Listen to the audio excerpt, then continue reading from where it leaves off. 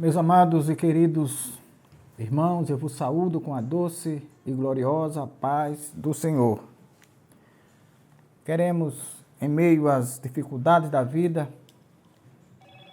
renovarmos a nossa esperança e a nossa confiança em Deus, que é Ele que tem nos concedido graça para continuarmos caminhando, sem olhar para trás, sem olhar para os lados, mas olhando em frente.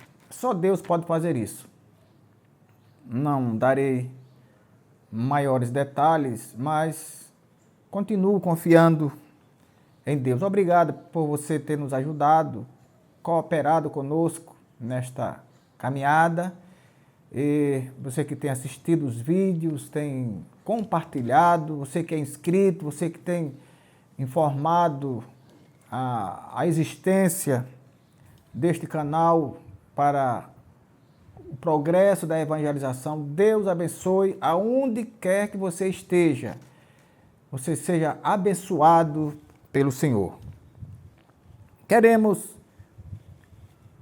estudar nesta semana a lição de número 12, a penúltima desse trimestre, cujo tema é Vivendo em Espírito. Os objetivos da lição são 3. Destacar o que significa andar no Espírito e a sua importância para a condução da vida espiritual. Apontar os aspectos que envolvem o confronto entre a carne e o Espírito. Ressaltar os dons e o fruto do Espírito como predicados essenciais para a vida e o caráter cristão. Glória a Deus. Você pode, para embasar aí a nossa lição, o nosso texto bíblico em classe, encontra-se em Gálatas capítulo 5, versículos 19 a 25. Você pode abrir a sua Bíblia e ler. Nós não faremos a leitura aqui, mas você pode ler. Gálatas 5, 19 a 25. O tema, já disse, e o texto áureo é o seguinte: mas o fruto do Espírito é amor, gozo, paz, longanimidade, benignidade, bondade, fé, mansidão e temperança. Gálatas 5, 22. Verdade prática. O avivamento espiritual traz uma realidade de vida no Espírito. Glória a Deus. A lição de hoje ela está apresentada em 3 tópicos. O primeiro, a vida no Espírito. O segundo, o confronto entre a carne e o Espírito. E o terceiro, o avivamento pelo fruto do Espírito. Nós podemos introduzir esta lição dizendo que o salvo em Cristo, desde quando aceitou Jesus como Salvador, ele empreende uma longa viagem, uma longa caminhada. E nesta caminhada, ele vai vivendo experiências novas que lhe dão a dimensão do que é ter saído do mundo para um dia entrar no céu. Experiências de frustrações, experiências de esperança, experiências de tristezas muitas vezes, mas sobretudo a esperança de subir para o céu. Então, nós não podemos desanimar em meio às dificuldades que, sem dúvida, se nos apresentam na caminhada. Queridos irmãos, aqui no texto bíblico que baseia a nossa lição, diz: se vivemos em espírito, andemos também em espírito. Eu vou tentar fazer uma diferença aqui entre viver e andar em espírito. Parece que é a mesma coisa, mas há alguma diferença. Olha, viver em Cristo e andar em Cristo, eu pensando aqui, eu vi o seguinte, que viver em Cristo, muitas vezes, é como um coxo que quer andar direito. Alguém que é coxo e às vezes, para fugir da zombaria, ele tenta andar direito, mas ele não pode, porque os membros são limitados. Há uma atrofia no membro e ele não pode, seja na perna, onde quer que seja, ele não pode andar corretamente. Ele tem que coxear, porque ele tem problemas. Muitas vezes é possível que alguém viva em espírito e não ande em espírito. Porque viver em espírito é algo abstrato, é algo que está lá dentro. Muitas vezes eu aceito a Jesus como Salvador, vou para a igreja todo dia, eu canto no coral, eu prego, eu faço atividades diversas na igreja. Mas fora dela eu sou um mentiroso. Mas eu não vivo em espírito na igreja. Mas fora é um mentiroso, é um ladrão, é um adúltero, é um prostituto, é um plantador de encrencas. Então, agora, eu vivo em espírito e muitas vezes engano as pessoas. Agora, quem anda em espírito é diferente. Por isso que Paulo diz, se vivemos em espírito, andemos também em espírito. Porque quem vive em espírito, ele consegue enganar as pessoas, mas quem anda em espírito não consegue, porque as pessoas estão vendo. Aquilo que está claro, aquilo que está visível. Andar em espírito refere-se a aqueles que andam abertamente, que não escondem nada. É aquele sobre quem você impõe uma investigação e nada encontra. É como Eliseu lá em Sunem. A mulher disse, olha, marido, esse homem eu tenho observado, esse homem que sempre passa por aqui, eu tenho observado que este homem é um santo homem de Deus. Porque Eliseu recebeu esse testemunho maravilhoso? Porque ele foi observado e ele andava em espírito, ele não deu nenhuma brecha para que aquela mulher duvidasse da sua vida espiritual. Glória a Deus. Então nós devemos andar em espírito, para que não cumpramos as concupiscências da carne. Imagine que nós estamos falando aqui de pessoas crentes, pessoas que servem a Deus, ou dizem que servem. Então, se eu devo andar, Paulo diz, Gálatas 5,16, eu devo andar em espírito para que eu fuja das concupiscências da carne, para que eu fuja da mentira, para que eu fuja da insensatez, para que eu fuja do mau testemunho. Para que isso aconteça, eu tenho que andar em espírito e não somente viver em espírito. Por que andar em espírito? O apóstolo diz, portanto, nenhuma condenação há para os que estão em Cristo Jesus. Parece que isso seria o suficiente para completar a sentença, mas Paulo achou que não. Paulo completou que não andam segundo a carne, mas segundo o Espírito. Ora, nenhuma condenação há para os que estão em Cristo Jesus. Mas ele pode dizer que está em Cristo e não está. Quantas pessoas você conhece que dizem que estão em Cristo e não estão? Dizem que vivem com Cristo e não vivem. Por isso que Paulo diz, não há condenação para os que estão em Cristo Jesus, mas não é para todo mundo não, é só para os que andam segundo o Espírito. Os que andam segundo a carne, apesar de testemunharem que são crentes, que vão para o céu, mas andam segundo a carne, para esse, Paulo diz, há sim condenação. Então, para isso, nós devemos andar, para que fujamos disso aqui, nós devemos andar em espírito. Glória a Deus. Como é que eu devo andar em espírito? Não é fácil andar em espírito. Andar em espírito, primeiramente, é renunciar o mundo. Jesus disse: quem quer vir após mim, tome cada dia a sua cruz e siga-me. Então, seguir a Jesus é renunciar o mundo. Seguir a Jesus é andar em espírito. É deixar tudo para trás e andar para frente, seguindo ao nosso Senhor Jesus Cristo. Por quê? Porque nós devemos nascer de novo, se quisermos andar em espírito. O evangelista João diz, no seu evangelho, capítulo 3, vamos ler aqui, e versículo 3. Evangelho segundo João, capítulo 3, e versículo 3.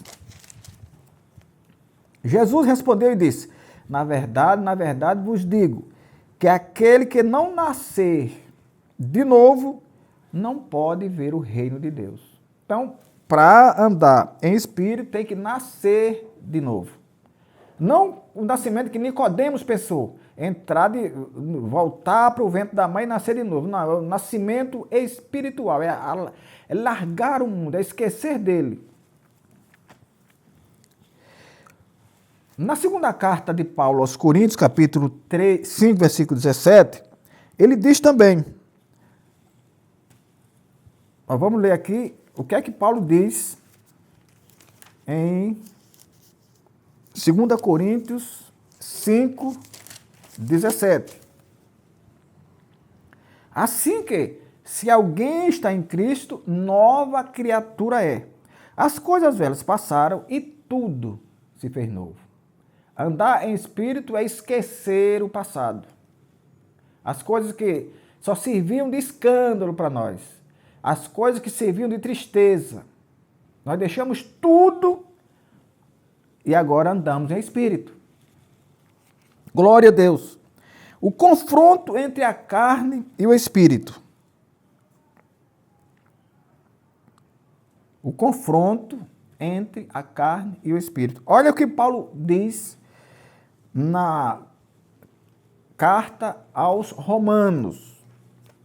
Vamos ler aqui o que Paulo diz na carta aos Romanos, capítulo 7, e versículos 22, 23, 24 e 25. Olha, ele diz: porque segundo o homem interior, tem o prazer na lei de Deus. Esse homem interior é exatamente o viver em espírito. É aquilo, é viver da forma que o mundo não vê, mas sente, percebe pelas ações. Versículo 23.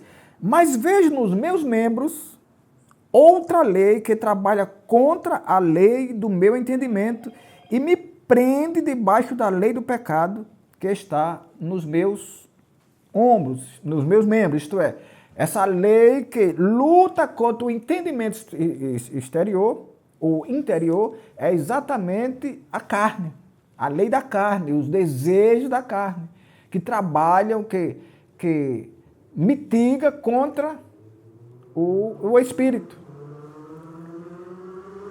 No versículo 24, Paulo diz: miserável homem que eu sou, quem me livrará do corpo dessa morte? Isto é, quem vai me dar vitória nessa luta entre a carne e o espírito?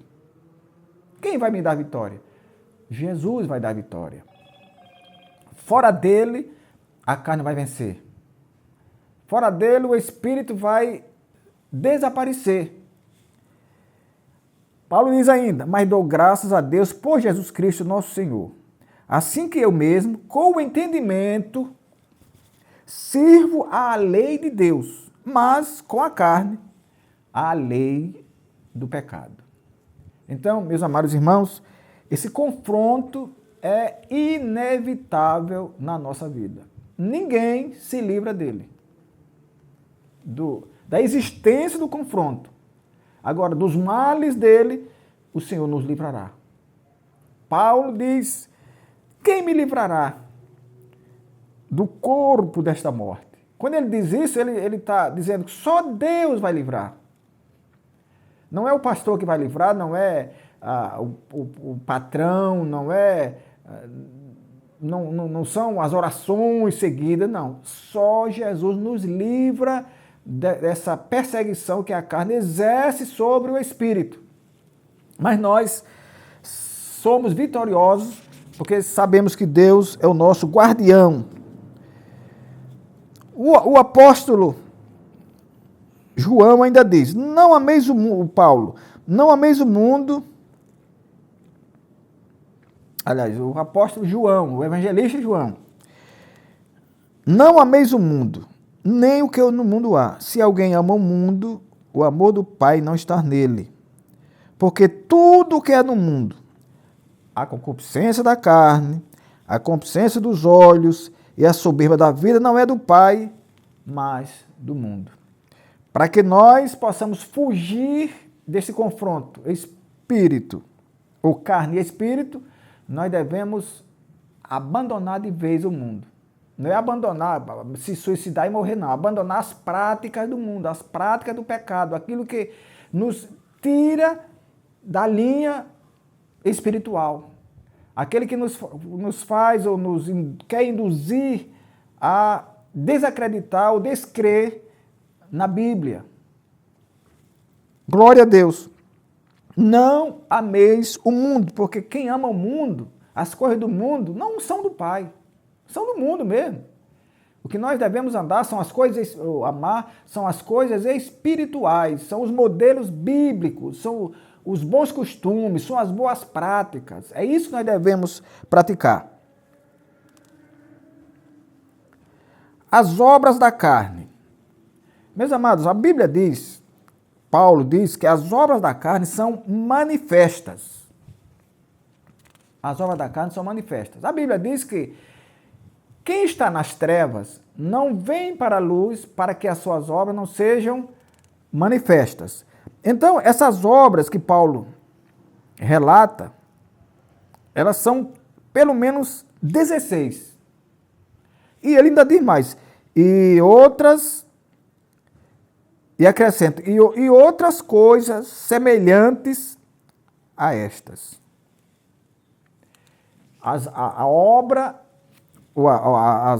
do pecado, as obras da carne, não confundem a ninguém. As pessoas praticam, às vezes até gostam de praticar. Eu também gostava quando não conhecia Jesus. Quando eu passei a conhecer Jesus, eu passei a abominar as obras da carne. Mas quem vive pela carne gosta de praticar as obras da carne. Mas ninguém consegue enganar a ninguém quando ele pratica as obras da carne, porque elas são manifestas. E o que é alguma coisa? O que é ser manifesto? Ser manifesto, meus amados irmãos, é exatamente ser evidente. O que é manifesto é evidente. O que é manifesto é claro. O que é manifesto é visível. Então, as obras da carne, que eu vou passar a ler aqui algumas, aliás, aqui no texto já diz, elas são, olha o que diz o apóstolo no texto bíblico em classe, em Gálatas 5:19. Porque as obras da carne são manifestas, as quais são prostituição. Quem consegue esconder a prostituição? Ninguém consegue. Ele pratica lá, seja onde for, mas ele não vai conseguir esconder. A impureza.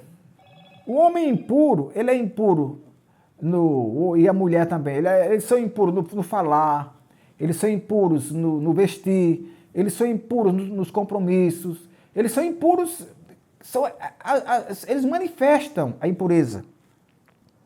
A lascívia, que são desejos sexuais desordenados. A lascívia. Ninguém consegue.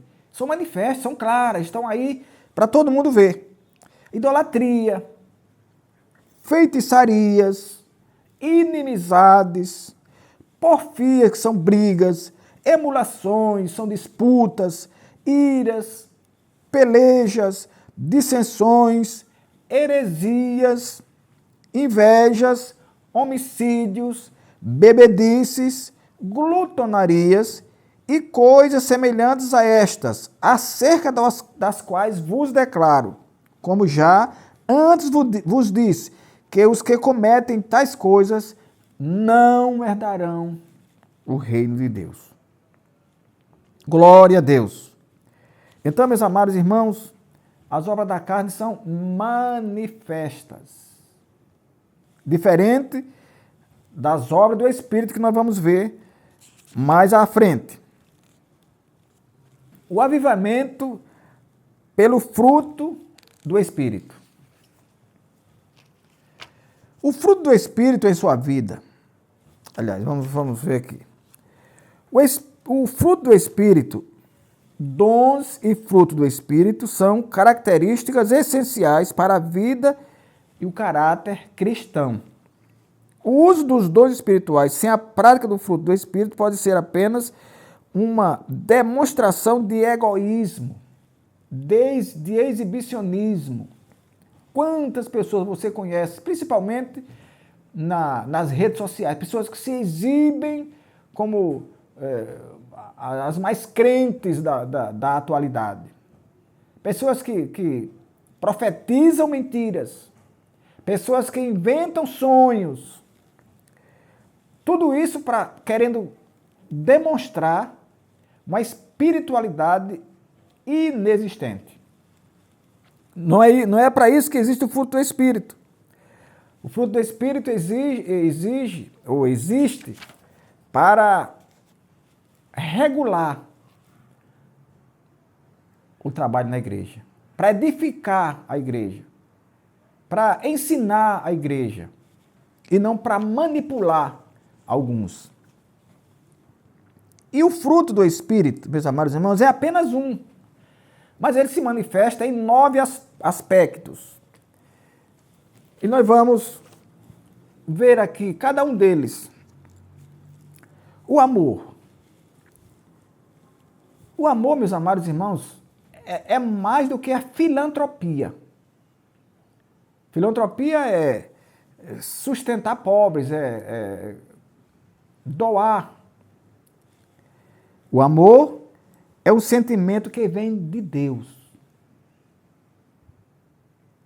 É muito mais do que ser caridoso. Não. O amor é algo que vem de Deus, que todo mundo sente, a pessoa que ama. Gozo é mais do que alegria. É uma satisfação espiritual. Porque a alegria pode vir de vários aspectos. Mesmo a pessoa, mesmo que não seja um aspecto espiritual, mas as pessoas sentem alegria. Claro que todo mundo sente alegria. Mas a alegria que nós estamos tratando aqui como fruto do Espírito não é apenas uma alegria qualquer. É uma satisfação que vem de Deus, uma satisfação espiritual. O gozo. Aliás, a paz. A paz não é apenas a ausência de guerra. Não. É algo que excede o entendimento humano. A paz, como os chefes do governo negociam por aí, a paz nunca virá por negociação do homem, por mais que um ceda de um lado e outro ceda do outro, porque a paz é algo que excede o entendimento do homem. Ela vem quando Deus está comandando o ambiente e não quando o homem está comandando. Longanimidade. A longanimidade, meus amados irmãos, não é apenas a calma que alguém tem para esperar algo que está demorando. Não, a longanimidade é algo que está... É a paciência para suportar as diversidades. Ser longânimo não é apenas, eu estou esperando com paciência um presente que me deram. Eu esperava que fosse no mês, mas já passaram-se 2, 3, 4 e não chegou. Isso não é longanimidade, essa não é a paciência que nós estamos falando. Essa longanimidade aqui é a forma que Deus dá, é a paciência que Deus dá para alguém atravessar e vencer as adversidades. Porque não é só passar por elas, não, é passar vencendo. Porque nós fomos chamados para vencer. Benignidade não é apenas quantidade, a qualidade de alguém ser bom. Benignidade não é apenas a qualidade de alguém ser bom. Porque bom é um estado. Bondoso é a prática da bondade. Então, alguém pode ser bom, mas para provar que seja bom, ele tem que praticar essa bondade. Ele tem que externar essa bondade. Ele tem que levar adiante a bondade. Glória a Deus. A fé não é a crença, meus amados irmãos. Não é a crença natural. Não é a crença rasa em alguma coisa. É um sentimento firme no que esperamos e uma resistência inabalável para não desistirmos antes de ver o que esperamos. O escritor do livro da carta aos Hebreus diz que a fé é o firme fundamento das coisas que se esperam.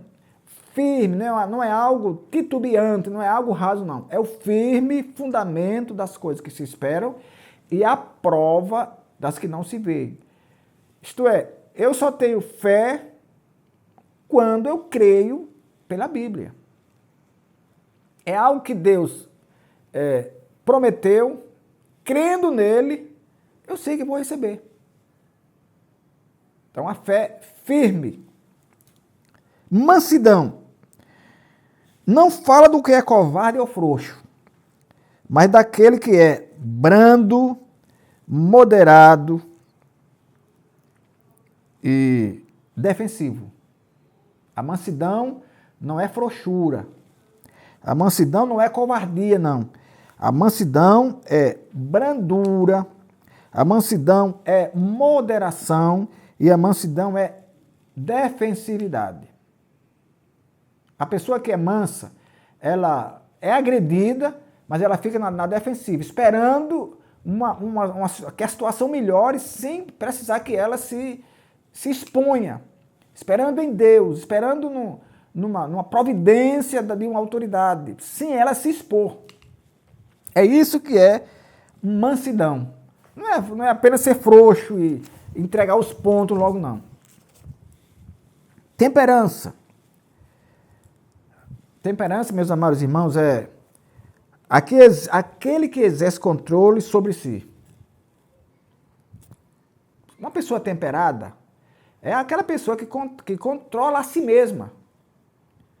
Porque, irmão, se eu não consigo controlar a mim mesmo, como conseguirei controlar os outros? Então, a temperança é a atitude de quem controla a si mesmo. É a atitude de quem é temperado. Imagine se você vai comer uma carne, aí, uma muqueca de peixe, por exemplo. Você vai para lá, para onde você vai comer, mas você já sabe de duas coisas. Primeiro, essa moqueca não pode estar insossa. E segundo, ela não pode estar salgada. Isto é, ela tem que estar temperada, da forma que todos comem, saciam-se e dão-se bem.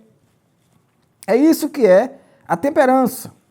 É uma das maiores virtudes no relacionamento interpessoal.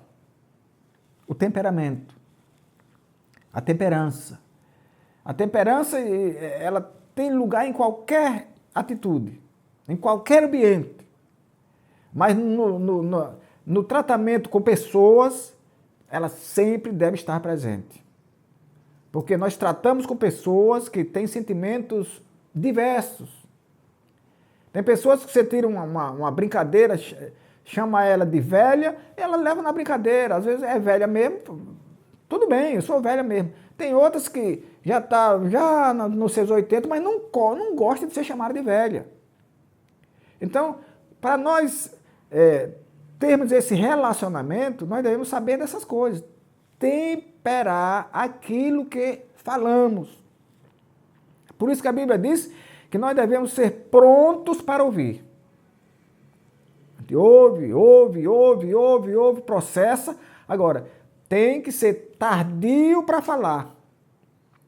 Porque você que é temperado, você que exerce a temperança, você ouve e resguarda-se do que ouviu. Às vezes pensa em responder, mas você se resguarda, você se controla. Mas se você for falar, à medida que você ouve, você pode estar procurando uma briga, porque a pessoa com quem você dialoga pode não ter a mesma temperança que você tem. Por isso que ela é uma das... é um pilar no relacionamento entre pessoas. Glória a Deus. E a Bíblia diz, contra essas coisas, isso aqui que eu li, não há lei.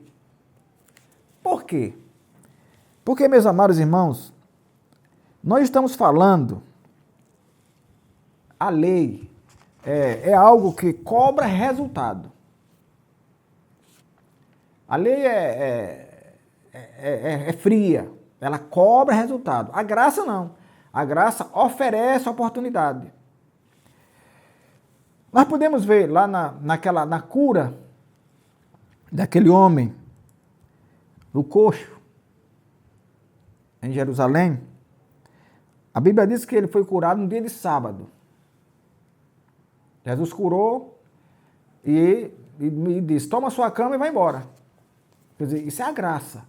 Curou, deu a oportunidade dele viver a vida dele, que estava travada ali há 38 anos. Jesus deu a oportunidade, vai viver. Na frente vem a lei. Os sacerdotes, os escribas, ele diz, não, peraí. Quem mandou você levar essa cama? Hoje é sábado. Imagine, meus amados irmãos, quem mandou levar a cama? Eles não viram, eles sabiam que aquele homem vivia ali deitado por 39 anos, esperando a cura. Eles não levaram em conta isso, porque eles representavam a lei, que cobra resultado. Então, você sabe que dia de sábado não pode carregar a cama. Como eles não podiam contestar a cura milagrosa, eles contestaram o fato de que um dia de sábado era proibido fazer qualquer atividade. Aí o homem diz, não, o homem que me curou, ele mesmo que me disse, leva a tua cama, toma a tua cama e anda. Como quem dizendo, olha, se ele tem poder para me curar, ele não tem poder para mandar levar a cama? Então, meus amados irmãos, nós devemos ter muito cuidado na nossa vida em espírito, para não sermos como aqueles homens que, em vez de oferecer uma oportunidade, eles, usando a lei, cobravam resultados. Glória a Deus. Que o Senhor nosso Deus nos abençoe e nos guarde até o nosso próximo encontro. Inclinai os vossos ouvidos e vinde a mim, ouvi e a vossa alma viverá.